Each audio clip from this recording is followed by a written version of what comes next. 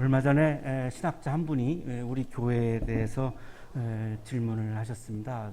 말씀을 해드렸더니 한마디로 참 좋은 교회네요 이렇게 답변을 했습니다. 신학자가 냉정하게 분석을 한 끝에 우리 교회가 좋은 교회라고 그렇게 말씀하신 것은 우리 교회의 정신 때문이라고 봅니다. 아까 우리가 두 분이 낭독을 해주셨는데요. 2006년에 우리 교회가 설립하면서 하나님께 올려드린 신앙 고백입니다.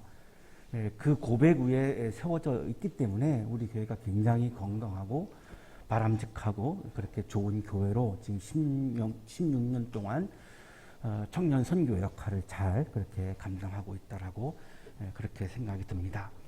그래서 이번에 교육부에서 수고하셔가지고 우리 아까 낭독했던 신앙 고백문을 10개로 되어 있는데요. 9개로 요약을 해서 이렇게 정리를 했습니다. 이 형태는 19개의 과로 이루어져 있어서 하루에 한 과씩 이렇게 영성훈련, 개인 영성훈련을 할 수 있고 그룹으로도 할 수 있도록 그렇게 만들었습니다. 그래서 9번 동안 신앙 고백문을 가지고 그리고 성서의 말씀을 가지고 신앙훈련을 하면 좋겠다. 특히 코로나여서 우리가 그동안 많이 만날 수 없었기 때문에 댁에서 할 수도 있겠고 그런 의미에서 우리 교육부에서 수고하셔가지고 이런 책자를 만들었습니다. 오늘 여러분에게 나눠드리고 또 우리 교회 홍보용으로도 사용해도 좋을 것 같고요. 굉장히 좋은 우리 교회의 정신, 교회의 신앙 고백문이 담겨 있고요. 그것에 대한 선교적 근거를 다 이렇게 밝혀 놓은 그런 책자이니까 이게 다 이게 없어지면 또 재판, 3판 또 쓰고 하고요.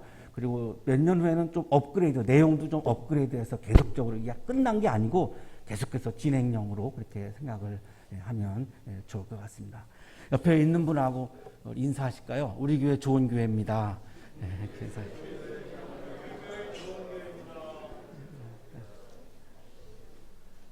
우리 코로나 전에 사도행전에 나오는 처음 교회처럼 우리가 한 120명 분이 모여서 아주 좋은 교회를 이루고 좋은 예배를 드리다가 코로나가 오면서 문을 닫고 많이 힘들었습니다. 그래서 오늘 창립 16주년을 맞이해서 우리가 오랜만에 만나는 얼굴들도 있고요. 예배 후에 우리 세미나실에서 간단한 그런 좀 친교와 교제를 너무나 보고 싶었기 때문에 그냥 또 헤어지면 너무 섭섭하니까요. 이렇게 교제를 나누겠습니다. 꼭 참석을 해주시고 특히 우리 학생들, 청년들이 우리 교회의 가장 주인공입니다.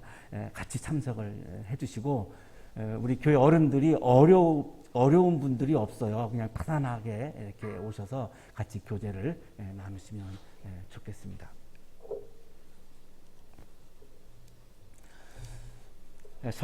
창립 주일 때마다 이 설립자님에 대한 말씀을 드리고 있는데요. 중복되는 부분도 있고 또 새로운 부분도 있고요. 또 우리 학생들이 있어서 또 신입생들에게는 또 굉장히 필요하리라고 생각되어서 말씀을 좀 드리려고 합니다. 우리 학교 설립자는 백남 김연준 선생님입니다. 1914년 2월 20일 날 함경북도 명천에서 태어나셨습니다.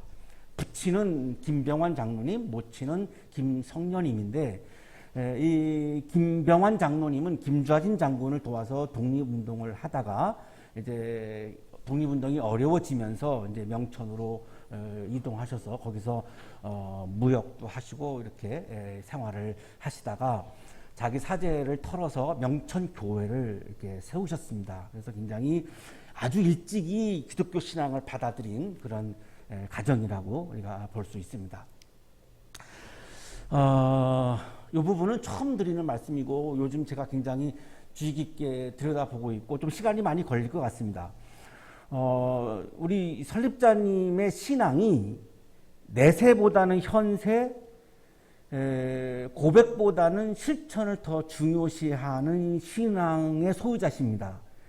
어떻게 해서 이런 신앙을 가지게 되었을까가 이제 저에게는 굉장히 궁금한 부분이었고,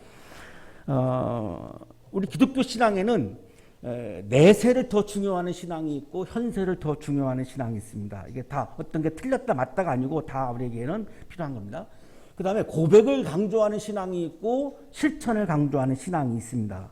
그런데 설립자님은 내세보다는 현세, 고백보다는 실천을 강조하는 신앙의 소유자로 보입니다. 제가 직접 만나 뵙지 못해서 좀 그렇지만 여러 가지 이렇게 책을 보니까 그런 것 같은데요.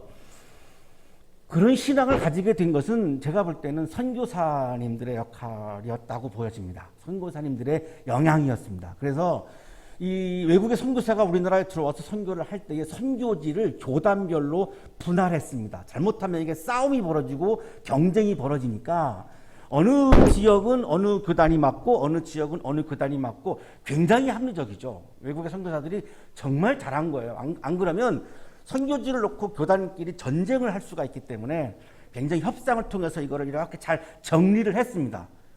그래서 지도에다가 제가 이렇게 좀 표기를 해 보았는데요. 다 읽어 드리지는 않겠고, 함경도는 캐나다 장로교 선교사들이 들어가서 선교를 했습니다. 그러니까 미국의 장로교나 미국의 감리교 선교사가 들어간 것이 아니고 캐나다 장로교 선교사들이 들어가서 선교를 한 거죠. 그 배경에는 이 맥켄지라고 하는 캐나다 선교사가 중요한 분인데, 이분이 선교사 파송을 해달라고 하니까 캐나다 본국에서 거부했어요. 그러니까 이분이 그냥 개인적인 자격으로 들어와서 선교를 하다가 후원이 없으니까 힘들었습니다. 11개월 만에 열사병에 걸려가지고 결국은 세상을 떠납니다. 그러니까 이걸 반대했던 캐나다의 교단에서 굉장히 이게 마음이 그렇잖아요. 그래서 이분의 핏값에 의해서 이루어진 건데, 공식적으로 선교사 파송을 합니다. 선교사 파송을 하는데 캐나다 선교사들이 쭉 들어와가지고 그 중에 맥네라고 하는 선교사가 가장 중심이 되어서 함경도 선교를 합니다. 현재까지 제가 보기에는 설립자님이 직접 만났던 선교사로는 이 맥네 선교사로 보입니다. 근데 혼자 오신 게 아니라 팀을 이루어서 왔으니까 이제 다른 분들도 물론 만났을 텐데요. 이분이 가장 주도적이었기 때문에 이분이 영향을 많이 받았을 거라고 보여지고, 앞으로 더 살펴볼 필요가 있는 부분인데, 이 캐나다 장로교회 선교사들의 특징은 고백보다는 실천, 내세보다는 현세를 강조하는 선교사들이었습니다. 그러니까 설립자님이 그런 영성과 신앙을 영향을 받게 된 것이고, 그리고 다른 선교사들은 일제에 대해서 전혀 반응하지 않았습니다. 그냥 중립을 지켰죠. 그런데 이 캐나다 장로교 선교사들은 굉장히 반일적인 성향을 띄었습니다. 그래서 3.1운동 때 총독한테 항의서도 막 보내기도 했고요. 재밌는 일들도 많습니다. 이 선교사분 중에 한 분은 말을 세워놓고 선교를 하는 중에 일본 헌병이 그 말을 타고 막 돌아다니고 막 하니까 화가 나가지고 이렇게 따귀를 막 때려가지고 경찰서에 끌려가기도 하고, 굉장히 일제하고 친하지 않았던 선교사들이었습니다. 그래서 보훈처에서 국가유공자를 선정할 때에 해외 선교사가 7명이 들어가 있는데 그 중에 4명이 다 여기 함경도에서 선교했던 선교사들입니다. 그래서 이게 무관하지 않습니다. 그래서 선생님이 실천을 강조하고 현세를 강조하는 그런 믿음과 영성을 소유한 것으로 그렇게 보입니다. 8살 때, 그러니까 6살 때의 선교사들이 함경도에 이제 이렇게 본격적으로 들어간 것으로 그렇게 보이는데요. 8살 때에 바이올린을 유모레스코를 연주해가지고 선교사들을 굉장히 놀라게 했고, 선교사들로부터 이제 서양 음악을 소개받은 거죠. 그래서 음악적인 재능이 있다라고 하는 것을 이제 알게 되었고, 경성고보를 다닐 때에 이제 일본인 교사가 한국인들에 대해서 아주 모욕적인 처사를 하니까 아주 강하게 굉장히 항의를 하다가 무기정학을 당하셨습니다. 그래서 학적부에 이렇게 빨간 줄이 거진 거죠. 그러고서 1년 후에, 동기들보다는 1년 후에 이제 졸업을 하게 되고, 그 일본인 교사한테 저항한 것도 그 선교사들의 영향을 굉장히 많이 받은 것으로 그렇게 보이고요. 또 아버님도 독립운동을 했기 때문에 가정에서 또 그런 영향을 받으신 것으로 그렇게 보입니다. 근데 음악을 너무나 좋아했기 때문에 이제 음악을 공부하고 싶은데 연희전문학교에 음대가 없었죠. 그래서 이제 문과에 들어갔고, 음악을 좋아하는데 안 할 수가 없어요. 음악이라고 하는 거는 정말 음악을 좋아하면 안 하고는 견딜 수가 없는 게 음악이죠. 그래서 현재명 교수가 지도하는 합창단에 들어가서 노래도 하고 중창단 단원으로 활동을 했는데, 그 당시에는 이 연희전문학교 중창단이 오늘날로 말하면 아이돌입니다. 아이돌. 그 젊은 세대에서 뭐 BTS 정도로 그렇게 박수를 받았던, 우리 청년들은 이해가 안 가겠지만 그 당시에는 그랬던 거죠. 연예인 문화가 전혀 없었기 때문에, 문화적인 게 발전이 없었기 때문에 이 연희전문 이 중창단이 아주 뭐 아이돌급의 그런 중창 활동을 했는데, 거기에서 이제 활동을 하셨고, 바이올린을 잘하시니까 이제 연희전문 교향악단에서 이제 바이올린도 연주하고, 안영재 선생님에게 이제 발성법을 지도받고 현재명 선생님한테 작곡법을 사사 받으시고, 그래가지고 1938년에 이제 연희전문학교를 졸업을 하면서 우리나라 최초로 바리톤 독창회를 엽니다. 그래서 지금 보시는 저 사진이 당시 조선일보에 실렸던 기사인데, 최초의 독창회이기 때문에 일간지까지도 이렇게 보도를 했던 굉장한 사건 중에 하나였습니다. 이 독창회가 끝나면 이제 미국에 가서 음악을 공부하겠다고 이렇게 계획을 세우셨는데 포기합니다. 저의 두 번째 질문이, 아까 첫 번째 질문은 왜 그런 영성을 소유하셨을까라고 하는 게 선교사하고 연결이 되었고요. 그렇게 좋아하던 미국 유학을, 이 가정이 또 이렇게 넉넉하셨습니다. 아버님이 무역을 하면서 이렇게 돈을 많이 버셔서 넉넉했고, 음악적인 재능은 뭐 천재적이었고, 왜 포기하셨을까? 그 이유는 선교사들로부터 자기가 배운 하나님의 나라가 있죠. 예수님이 말씀하신 하나님의 나라는, 일제가 우리나라를 식민 통치하는 이 나라는 하나님의 나라가 아닌 거죠. 이게 신앙적으로 용납이 안 되는 거죠. 그래서 나라가 없는 이 상황에서 내가 미국에 유학을 가는 것은 아니다.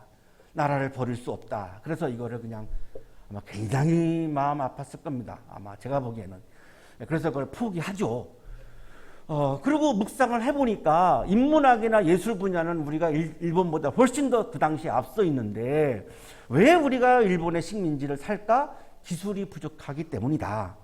우리는 화살을 쏘는데 일본은 총을 쏘는 상황이었으니까 기술 하나 때문에 우리가 식민지를 사는 거기 때문에 나는 이제부터 독립운동을 해야 하겠는데, 아버님도 하셨고, 총을 들고 하는 독립운동이 아니라 우리나라에 기술 교육을 해가지고 기술의 초석을 다지는 것으로 해가지고 내가 독립운동을 해야지, 내가 좋아한다고 해서 지금 음악 유학을 갈 상황은 아닌 것 같다. 그래서 눈물을 머금고 이제 포기하고, 25살에, 우리 청년들 보시면 놀랍죠? 25살에 인사동에 있는 지금 천도교 그 본무 건물입니다. 지금 사진에 보시면은 간판이 보이고 있는데요. 동아공과 학원을 설립을 합니다. 공대를 설립을 한 겁니다. 우리나라의 최초로 밀립, 사립 어떤 공대로 출발이죠. 우리나라 최초로. 이게 25살 때 세우신 겁니다.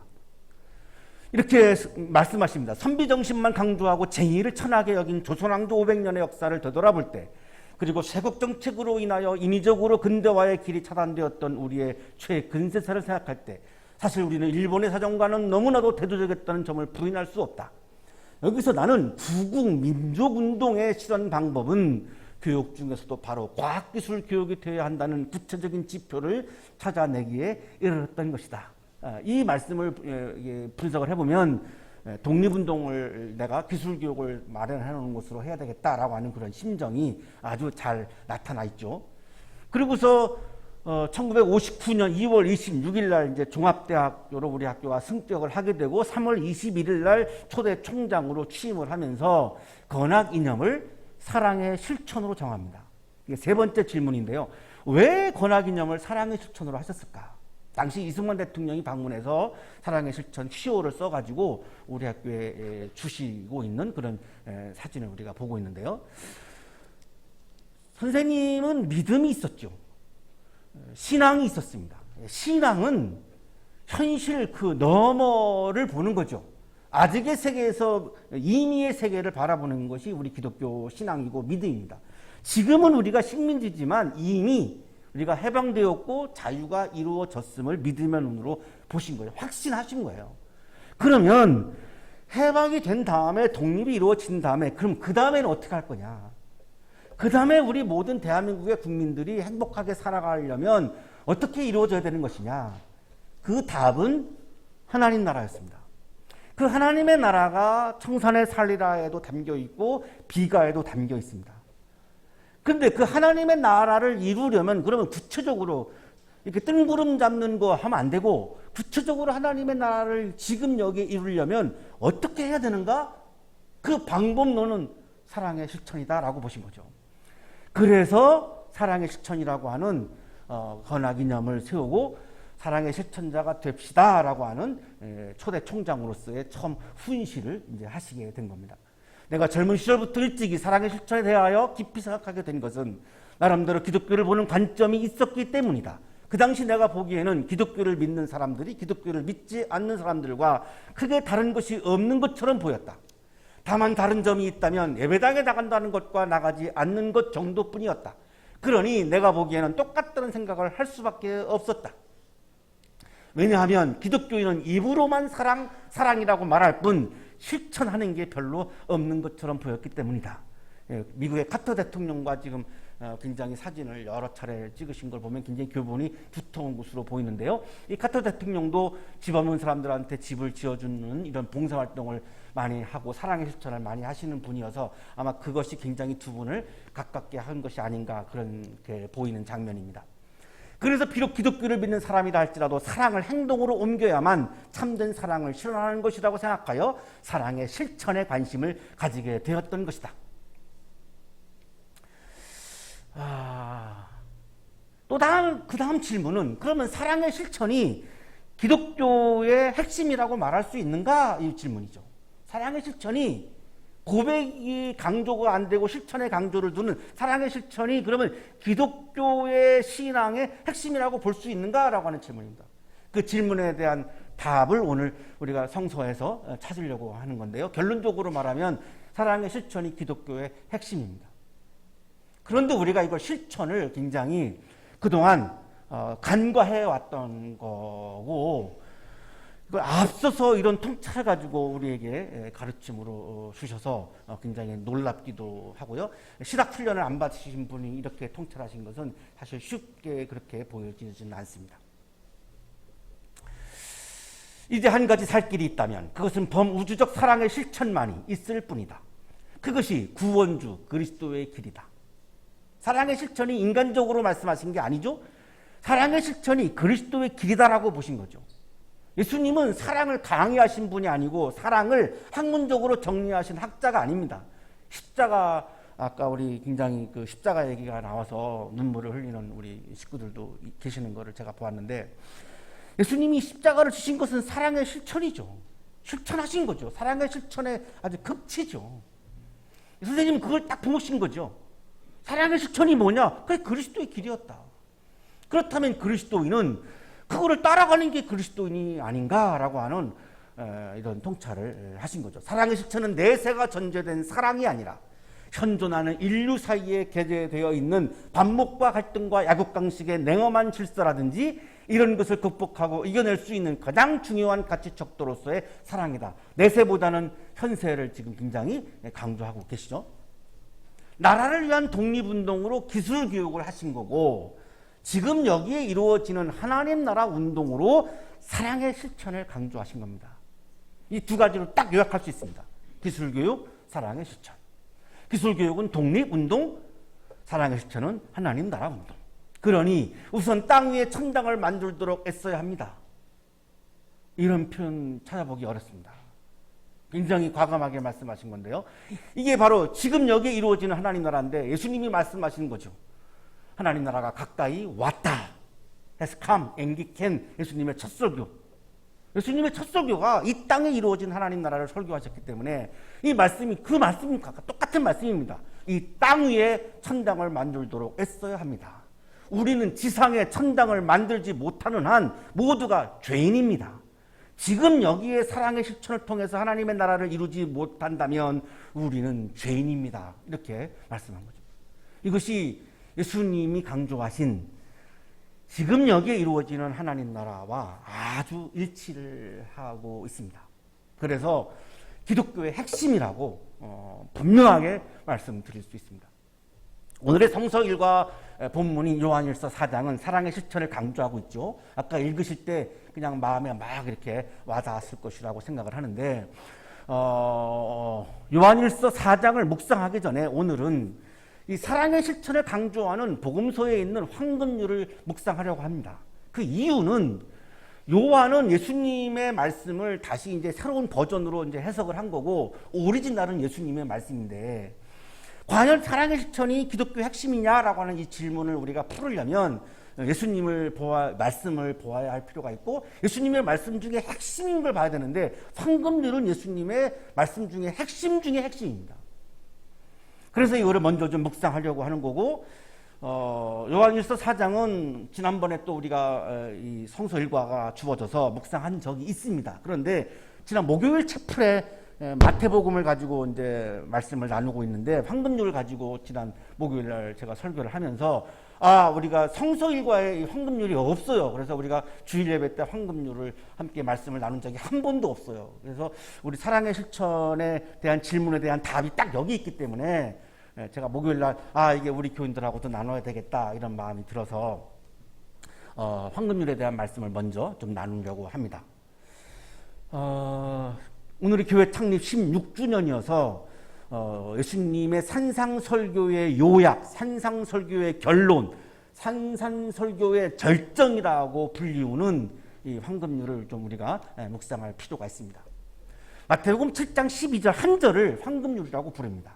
마태복음 5장부터 쭉 이렇게 산상설교를 하시다가 10장 12절에 와서 그러므로 산상설교의 결론이다 이렇게 말씀한 거죠. 그래서 예수님의 말씀에 예수님 설교의 결론입니다. 핵심입니다. 자, 그런데 그걸 왜 황금률이라고 부르냐면 로마 황제 세베루스라고 하는 사람이 그리스도인이 아닙니다. 그런데 이 황금률의 말씀을 듣고 너무 감동을 받아요. 야, 이렇게 포괄적인 사랑을 실천을 하는 말씀이 있다니 너무너무 이 말씀에 감동을 받아서 이 황제가 자기 방 벽에다가 금으로 이 말씀을 새겨요. 그래서 매일 아침 일어나자마자 그거를 봐요. 그거를 보면서 다짐을 하는 거죠. 내가 오늘도 이 말씀대로 살아야지. 이 말씀대로 살아야지. 기독교인이 아닌 사람들까지도 감동을 받은 인류 보편적인 진리이기 때문에 그런 현상이 나타난 거죠. 그래서 이따가 말씀드리겠습니다만 예수님의 황금률과 비슷한 고대의 교훈들이 굉장히 많습니다. 그만큼 이 황금률은 굉장히 인류 보편적인 진리다라고 하는 것을 우리들에게 입증을 해주고 있습니다. 그러므로 산상설교 결론이다라고 하는 말씀이죠. 산상설교의 이제 황금률의 내용은 이거죠. 너희는 무엇이든지 남에게 대접을 받고자 하는 대로 너희도 남을 대접하여라. 이것이 율법과 예언서의 본뜻이다. 여기 대접이라고 하는 단어가 들어가서 굉장히 우리를 혼란하게 만들고 있습니다. 여기 대접이라고 하는 말의 원어 성서는 포이에오입니다. 포이에오는 하다라고 하는 뜻입니다. 영어로는 do입니다. 그래서 영어 성서는 do not others 이렇게 번역을 하고 있습니다. 대접이라고 번역해 놓으니까 우리가 꼭 음식 대접을 하는 것만 자꾸 상상을 하게 되는데 그냥 사랑을 실천하라 이겁니다. 이거를 대접이라고 해놓으니까 사랑의 실천의 의미가 그냥 싹 없어졌어요. 굉장히 아쉬운 부분인데 그래서 공동 번역은 정확하게 번역합니다. 너희는 남에게서 바라는 대로 남에게 해 주어라. 해 주어라. 이것이 율법과 예언서의 정신이다. 내가 남에게 원하는 거를 내가 먼저 하라. 강일상 목사님이 이 번역의 문제에 대해서 아주 굉장히 노골적으로 불만을 이야기합니다. 여기서 대접하다라고 번역된 헬라어 포이에오는 행하다라는 뜻이다. 우리말에서 대접은 예를 갖추어 손님을 맞아 응함을 뜻하기 때문에 행하다라는 뜻의 이 포이에오를 굳이 대접하다라고 별스럽게 번역할 필요는 없다고 생각한다. 그리 번역하면 이 황금률의 포괄적인 성격이 제대로 살려지지 않을 뿐만 아니라 오히려 쪼그라들 우려가 있다. 일반적인 윤리 규범이고 보편적인 행위의 준칙이기 때문이다. 예수님의 의미를 이 대접이라고 하는 번역이 예수님의 사랑의 실천의 포괄적인 사랑의 실천의 의미를 확 축소해 놓았다라고 지금 이분이 이렇게 비판을 하고 있습니다. 요약하면 황금률은 다른 사람이 나에게 해주었으면 하는 방식을 내가 다른 사람에게 하라는 말씀입니다. 남에게 존중받고 싶죠? 그러면 내가 남을 존중하라는 겁니다. 내가 사랑받고 싶죠? 그러면 내가 먼저 사랑하라는 겁니다. 내 권리를 보장받고 싶죠? 그러면 내가 다른 사람의 고유 권한을 존중하라는 겁니다. 남의 고유 권한에 침범하지 말고 존중하라는 겁니다. 굉장히 포괄적인 거고요. 이걸 다 합치면은 사랑의 실천을 하라는 겁니다. 이게 황금률입니다. 이게 황금률의 핵심입니다. 이게 산상설교의 핵심이고 예수님 말씀의 핵심이고 그렇다면 기독교의 핵심이죠. 자꾸 실천을 얘기 안 하려고 하는 부분, 이런 움직임 때문에 이게 자꾸 이게 좀 이렇게 희석되어 버린 거죠. 내 중심이 아니고 너 중심으로 살으라는 겁니다. 그래야 하나님의 나라가 이루어지지, 내 중심으로 살면 두 개의 서로 다른 나 중심이 충돌해서 우리는 전쟁터에서 살 수밖에 없다는 겁니다. 일제의 강점기를 거치면서 선생님은 그게 너무나 와닿았던 거죠. 이런 전쟁터가 아니라, 일제와 싸우는 전쟁터가 아니라 사랑의 나라, 평화의 나라에서 살아야 할 것이 아닌가. 그게 하나님 나라인데 그것이 이루어지려면 나 중심이 아니라 너 중심으로 가야 한다는 겁니다. 이거를 한마디로 사랑의 실천이라고 딱 요약하신 거예요. 신약 구석가 도널드 해그너 교수님은 이 황금률은 하나님의 나라를 이루는 말씀이라고 이렇게 해석을 해줍니다. 이처럼 간단하면서도 심오한 계명에서 우리는 하나님의 뜻, 종말론적인 의미가 포함된 하나님의 뜻을 읽을 수 있다. 종말론적인 의미가 포함된 하나님의 뜻이라고 하는 말은 하나님의 나라를 의미하는 말입니다. 하나님의 나라를 이루기 위한 교훈이다. 이렇게 지금 해석하고 있죠. 그러면서 결정적으로 이 황금률은 율법과 예언서의 본뜻이다. 율법과 예언서라고 하는 말은 구약 성서를 통칭하는 말입니다. 구약 성서를 한마디로 쭈그리면 황금률이라는 겁니다. 그러면 구약 성서를 한마디로 요약하면 사랑의 실천입니다. 예수님의 산상설교의 핵심도 요약하면 사랑의 실천입니다. 그러니 사랑의 실천은 기독교의 핵심이죠.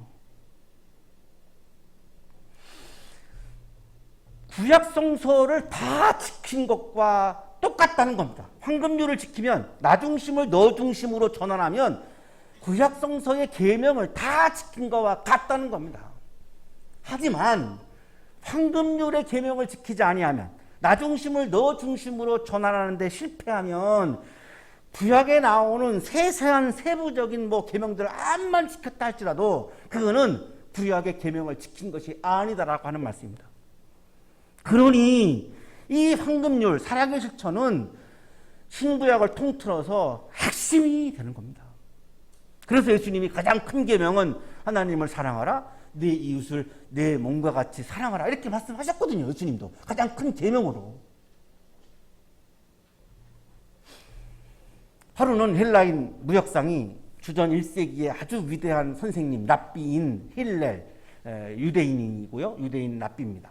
이 힐렐을 찾아가서 토라, 구약 성서를 관통하는 핵심 메시지를 요약해 주세요. 이렇게 질문을 해요. 그러니까 이 힐렐 대학자입니다. 그 당시에 대학자가 이렇게 대답을 합니다.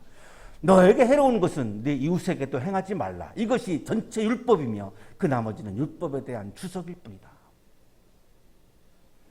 예수님의 황금률하고 아주 비슷하죠. 차이가 있다면 힐렐의 교훈은 부정적인 거죠. 하지 말라, 하지 말라. 예수님은 사랑하라. 이게 차이예요. 이 차이인데 이게 굉장한 차이예요. 내가 너를 살인하지 않는다고 해서 내가 사랑하는 건 아니에요. 살인하지 말라. 그래서 살인 안 했어. 그럼 나는 건강한 그리스도인이라 노죠. 살인 안 했다고 해서 내가 사랑한 건 아니기 때문에. 그러니까 예수님은 부정적인 형태가 아니라 긍정 형태로 말씀하시죠. 사랑하라는 거죠.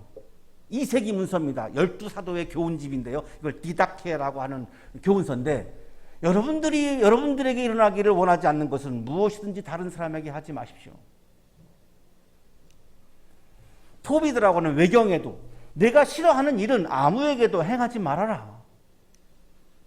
춘추시대 위나라의 학자인 자공이 공자 선생님에게 묻죠. 한마디 말 가운데 평생 동안 내가 실천의 지침으로 삼을 만한 것을 하나 주십시오. 이렇게 이야기하니까 공자 선생님이 대답을 하죠. 아마도 서라는 말일 것이다. 내가 하고자 하지 않는 것을 남에게 베풀지 않는 것이다. 내가 하지 않으려고 하면서 남에게 하라고 하지 말라. 내가 싫다고 하면서 남에게 하지 말아라. 대학에도 나오죠. 혈구지도라고 하는 건데요. 자로 재듯이 남의 처지를 헤아려 가지고 행동하라. 윗사람이 내게 해서 싫은 것을 아랫사람에게 하지 말고 아랫사람이 내게 해서 싫어하는 방식으로 윗사람을 섬기지 않는다. 오른편에서 싫어하는 것을 왼편에 전하지 않고 왼편에서 싫어하는 바를 오른편에 전하지 말아야 한다. 이를 혈구지도라 한다. 수많은 고대 문서에 예수님의 황금률과 비슷한 교훈들이 굉장히 많습니다. 그런데 다 부정적인 형태인데 예수님의 교훈은 긍정적인 형태로 사랑을 실천하라 이렇게 말씀하는 거죠. 그래서 우리에게 너무나 귀한 거고 다른 데에서 우리가 경험할 수 없는 그런 말씀이고 예수님 설교의 핵심이요 구약 성경의 핵심이기 때문에 이 사랑의 실천은 정말 한국교회가 지금 다시 한번 되새겨야 되고 다시 한번 우리들의 믿음의 중심에 세워야 되는 그런 말씀인 거죠. 오늘의 성서일과 요한일서 4장도 고린도전서 13장 잘 아시는 고린도전서 13장은 사랑에 대한 개념입니다. 사랑은 온유합니다. 사랑은 오래 참습니다. 이게 개념이죠. 자, 그런데 요한일서는 사랑의 실천을 말합니다. 19절에 이렇게 말씀하시죠. 우리가 사랑하는 것은 하나님이 우리를 먼저 사랑하셨기 때문입니다. 이 19절이 저는 오늘 우리들에게 가장 중요한 본문으로 와닿습니다. 왜냐하면 예수님이 나 중심이 아니라 너 중심으로 사랑을 실천하라고 말씀하셨는데 황금률을 주셨는데 솔직히 말씀해서 어렵습니다. 인간이 어떻게 나 중심이 아니고 너 중심으로 살아야 우리가 성인이 아닌데 어렵죠. 반응이 없으신 거 보니까 저만 어렵고 여러분들은 다 아마 쉬우신 것으로 생각이 되어서 참 다행스러운 거죠. 하지만 저처럼 어려운 사람도 있습니다. 이거를 가능케 하는 게 뭐냐? 바로 이거예요. 하나님이 나를 먼저 사랑하셨기 때문에 그래서 아들을 주셨기 때문에 그 아들이 아까 오늘 찬양했습니다만 십자가에 달리셨기 때문에 내가 하나님으로부터 그런 사랑을 받았기 때문에 나 중심을 너 중심으로 전환할 수 있는 믿음의 에너지가 거기서 나올 수 있어요. 이게 19절이 그래서 오늘 우리들에게 굉장히 중요한 본문이에요. 이게 얼마나 어렵습니까? 나 중심을 너 중심으로 바꾸는 게 어렵죠. 그냥 아예 나 중심을 아예 그냥 드러내놓고 강조하는 목사님들도 계시죠. 아예 그냥. 왜? 그게 다 우리가 그렇게 사니까. 하지만 예수님의 말씀은 나 중심을 너 중심으로 바꾸라는 거잖아요. 분명히. 그럼 그걸 어떻게 실천할 거냐? 하나님이 나를 먼저 사랑하셨다라고 하는 것을 깨달아야 그게 가능해진다는 거예요. 이게 안 되면 하나님이 나를 사랑하셨어? 이게 와닿지 아니하면 너 중심으로 선언하는 것은 어렵습니다. 이게 신앙 체험이에요. 대부분의 사람들이 기독교 신앙 체험을 할 때 예수님의 십자가 사건에서 신앙 체험을 많이 하죠. 옛날에 제가 청소년들을 지도할 때 생각해 보면 예수님의 이렇게 십자가를 이렇게 만들어 놓고 거기다가 이제 죄 지은 거를 써가지고 태우고 촛불을 이렇게 거기다가 올리고 이러면서 애들이 막 울어요. 근데 그런 경험을 참 많이 했어요. 그래서 예수님이 십자가 사건으로 인해서 신앙 체험을 하는 경우가 굉장히 많은데 그게 왜 그러냐면 십자가를 통해서 하나님이 나를 사랑하셨다라고 하는 거를 내가 체험하기 때문에 그래요. 이게 안 되면 그냥 머리로는 내가 너 중심으로 이해를 하지만 몸으로는 너 중심이 가능하지 않습니다. 이 19절이 우리들에게 오늘 너무너무 중요한 본문이죠. 누가 하나님을 사랑한다고 하면서 자기 형제를 미워하면 그는 거짓말쟁이입니다. 보이는 자기 형제 자매를 사랑하지 않는 사람이 보이지 않는 하나님을 사랑할 수 없습니다. 우리가 서로 사랑해야 하는 이유는 형제 자매에게 사랑을 실천하지 않으면서 하나님을 사랑한다고 말하는 것은 거짓말이기 때문에 우리가 서로 사랑해야 하는 이유는 하나님이 나를 먼저 사랑하셔서 독생자 아들을 주셨기 때문에. 우리가 서로 사랑해야 하는 이유는 형제 자매에게 사랑을 실천하지 아니하면 하나님을 사랑할 수 없기 때문에. 여전히 내가 신앙인이지만 그냥 나의 이기적인 삶을 살아가는 거지, 서로 사랑하지 않으면, 사랑을 실천하지 못하면 하나님을 사랑하는 것이 아니라고 지금 말씀하잖아요. 하나님을 사랑하는 사람은 자기 형제 자매도 사랑해야 합니다. 우리는 이 계명을 주님에게서 받았습니다. 21절도 감동이죠. 우리가 서로 사랑해야 하는 이유는 예수님이 이 계명을 우리에게 주셨기 때문입니다. 뭘로 주셨느냐? 계명으로 주신 겁니다. 계명으로. 지키라고. 이거를 지키라는 거죠. 사랑의 실천을 지키라고 하신 건데 자꾸 우리는 부수적인 다른 거를 지키는 데에 에너지를 쏟으면서 이거를 놓치고 있는 부분이 있는 거죠. 다시금 우리가 핵심적으로 지켜야 되는 주님의 계명이 무엇인가를 지금 질문을 해야 합니다. 그거는 사랑의 실천이라고 하는 계명입니다. 사랑하는 한양가족 여러분, 사랑의 실천은 예수님 말씀의 핵심입니다. 예수님 계명의 핵심입니다. 기독교의 핵심입니다. 교회 창립 16전을 맞이해서 우리 교회 표어인 사랑의 실천을 통해 이 땅에 하나님의 나라를 이루어가는 아름다운 한양 가족이 되시기를, 오늘 우리가 그것을 또 함께 교제하면서 축하하는 여러분의 삶이 되시기를 간절히 축원합니다.